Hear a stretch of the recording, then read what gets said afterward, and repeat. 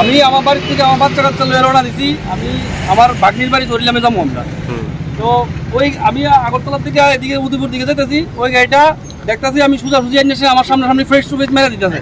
তো আমি ঠিক আমার বাম দিকে গাড়িটা চাপাইয়া দিছি আর আমার পেছন থেকে রং সাইডের মাইরা দিয়ে আমার গাড়ি পুরো ঘুরে লেগেছে। ওই যে এই গাড়িটা ইন্ডিয়া গাড়ি, এখানে দেখলাম আমরা স্কুটিও আছে। স্কুটি আমি ঠিক জানি না, কারণ পিছনে কি গাড়ি আছে দেখছি না।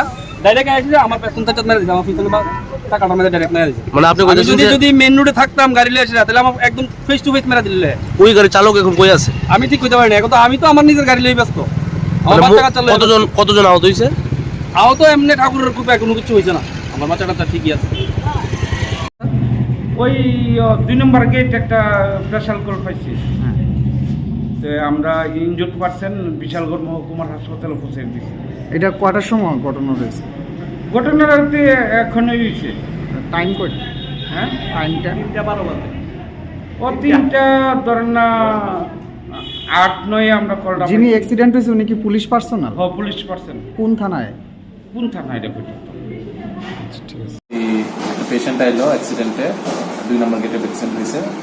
পেশেন্টের নাম তুথাইখা সরকার, উনি বিশালগড় মহিলা পুলিশে কাজ করে।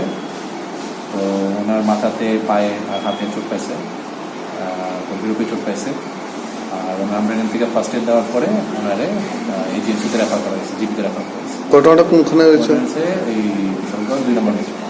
উনি কি পুলিশ কর্মী? পুলিশ কর্মী।